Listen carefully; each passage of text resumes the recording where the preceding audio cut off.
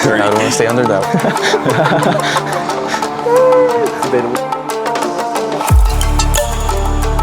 Welcome back. Let's see, where do we get started? How'd you pick Wake? Actually, a funny story. So, I mean, I wasn't immediately recruited to come here. Actually, I wasn't recruited at all by that point. My intentions were Duke. My heart had always been set on going to Duke. Fortunately, didn't get in, plans change. Yeah. And fortunately, Coach Bresky, I can't say enough good things about him because he's really the one who afforded me this opportunity. I think that really speaks volumes to who he is as a character. Yeah. Because my tennis ability might not be at the same level as a lot of those guys in the lineup, but I think he recognizes that there are multiple aspects of the sport. And that, just because you have good team tennis players over there, you need people surrounded by good players and, good atmosphere to really thrive. And so really just very appreciative to what he's been able to do for me. And you're from Greensboro? Correct. Yeah, I was born in Greensboro and then I was raised in Thailand until I started school. And then, came back here because my parents wanted an American education. Oh, so, very nice. Yeah. So tennis has always been in your cards to go to college tennis? It was for a very long time. Me personally, I dealt with some kind of mental struggles. Just, performance anxiety, it was a lot to do with it. Okay. And I found myself not only underperforming on the tennis court, but also in the classroom at one point. And so that's when I kind of took a step back from the game, kind of readjusted and reevaluated my future. And I ultimately decided that, after being away from the game a little bit, that I missed it. And that was something I wanted to pursue again. And so thankfully, everything kind of improved and it's gotten me where I am today.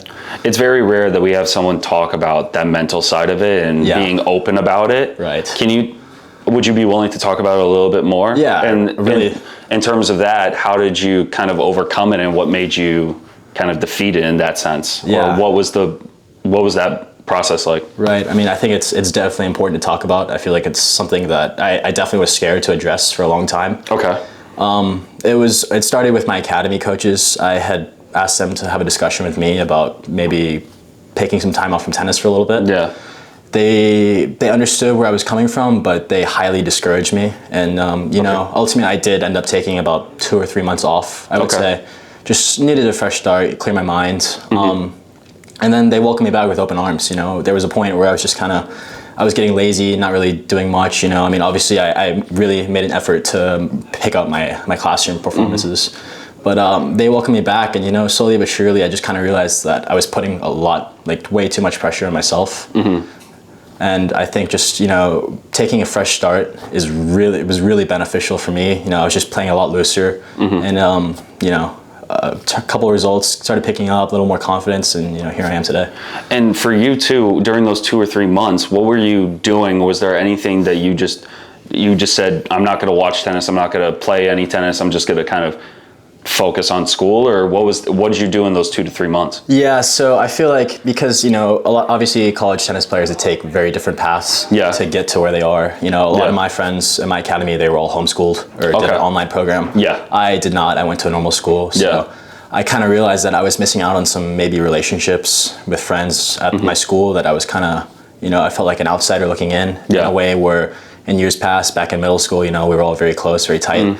And so I kind of wanted to rekindle that relationship. So also, I mean, I think that's also very important that you have hobbies and outside activities, off the court, because I think that's just as important for you. That's amazing because I feel like a lot of kids don't understand what it takes to step away at least and not make tennis their it's a tough decision. Full personality. Right, yeah. And did you feel like you were at a disadvantage when you were competing against kids that didn't really didn't go to a full-time school? No, I know what you mean. I did, and I talked to my dad about that because, when kids were starting to make that transition from normal school to an online program, I asked my parents, can I go? And they said, I went to a private school. Yeah. And so my parents were like, I'm not giving up the money I've already put towards your education for you to go in online school, If this is the path you want to take, I'm confident that you're going to be able to make ends meet. And, ultimately I did, but obviously it's a struggle. Kind of putting that student athlete, putting the student first and then the athlete is kind of what your parents were teaching you. Yeah, and that's exactly why I ended up choosing to come to Wake Forest is one of my big things. I wasn't gonna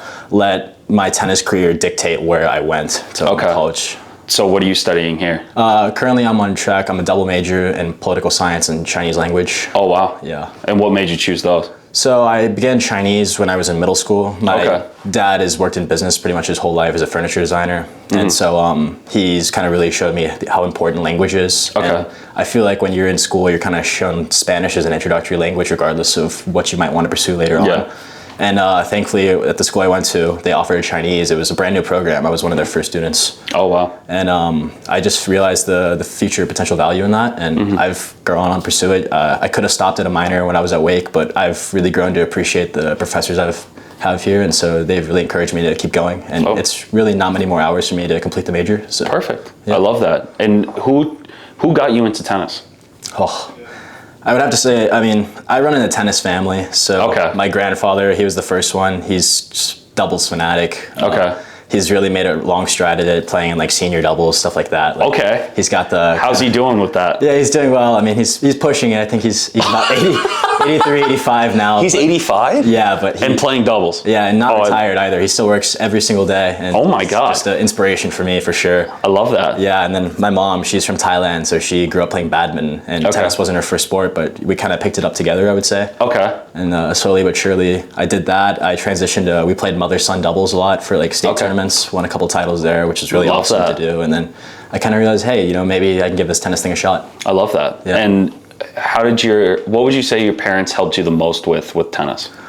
I really appreciate the approach they took to this. You know, they were never really hands-on. You know, obviously there were points where they said, you know, I'm putting you up in these tournaments, I'm giving you gear, you know, I'm really making sure that you have everything you need to succeed.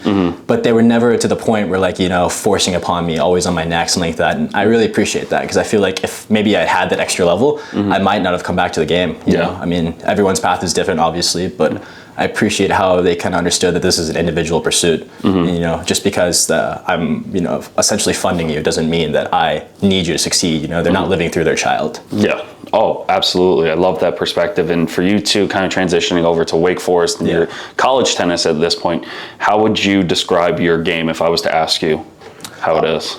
You know, I'm just really glad I've had this opportunity, because I feel like just battling on the courts with these guys every day will make you get stronger no matter where your level's at. You know, you could be playing against our #1 guy, and he wouldn't treat you like someone who's lower than him. You know, he's going to give you your full, and I really appreciate that. You know, I would never ask someone to play down to my level or vice versa. Yeah. You know, and I think that's just really great, because I think it fosters a really good competitive atmosphere here, and something that we're hoping to use to pursue for titles. And what's your strength in your game, you think? I've always been a big fan of doubles. You know, I mentioned how my grandfather is a big doubles guy, so I've always grown up and just love watching the Bryan brothers. You know, and I'll never forget the match Indian Wells, Rafa Verdasco playing against two Bryans. You know, that was just a sick match. You know, unbelievable skill, footwork, volleys, everything there. And I just look at that. You know, I won a state doubles title in juniors, and then I also, with my high school, we went to a couple state championships in doubles. Very nice. Very key.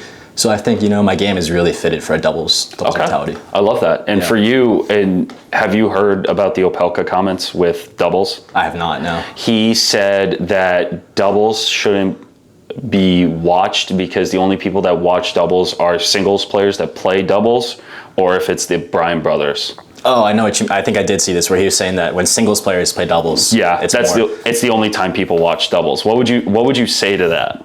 For people that say doubles isn't worth watching? I think it's a selfish perspective in a way. I mean, I understand the point he's coming from, because it's not inaccurate by any means. You know? Obviously, those people draw crowds for a reason. But if you look at it, the singles players aren't the ones who are winning titles and majors consistently. You know, it's the guys who are really fitted for this game. I mean, there's a reason Jamie Murray's been on the tour for, 15, 20 years. You know, I mean, our coach has coached numerous world #1 doubles players. He's not hundred, sorry, but like good amount of Grand Slams under his belt. Yeah, exactly. You know, I think if you were to ask anyone on this team if doubles is important, they would probably say yes. I love that. And for you two, kind of going back to the college tennis route, for you, what's been your best moment here so far? Just traveling with these guys, you know, it's really nice to see, because I mean, obviously if you look at our roster, I think maybe 10% of us are from the US. And so just to kind of have all these fresh perspectives, all these personalities kind of in a big mosh pot, you would say, it's really interesting to travel with these guys, see how they live, you know. I mean, you have guys who will call their parents every day. You have guys who won't talk to them, you know, just very hands-off approach. And I think it's beneficial, you know, it's kind of giving you this global citizenship in a way. Oh, I love that. And for you, let's go into some quick questions about your fellow teammates. Yeah. Who would be your travel buddy for a trip? Oh God, I've been rooming with Philo Moroni. Okay. He's such a character. I've been living with him for the past 2 years now. Okay. You know, we definitely get tired of each other sometimes, and you know, he's definitely the most energetic guy on this team. But I think I would have to go with him. He'd kill me if I said otherwise. Yeah. Who has the messiest locker? Oh, I think a lot of guys would give you a run for their money. Definitely Philo. Maybe. You're the second person to tell me that, by the way. Yeah, Okay. I'm sure it's a common answer. Yeah, let's just go with Philo. Philo? Yeah, okay. That's fair. What weapon would you take from one of your teammates? Ooh. There's a lot of good weapons on this team. I mean, we have Jurabek, who's been to a Grand Slam Junior singles match final. I mean, he's got everything, but I really got to say again, I hate to say Philo again, because he just does not deserve this much screen time. But that backhand, I mean, it's just something about it. Okay, yeah, you can't I like teach it. that. Who would you not give the aux cord to? Matthew Thompson has got some questionable choices. Really? What does he play?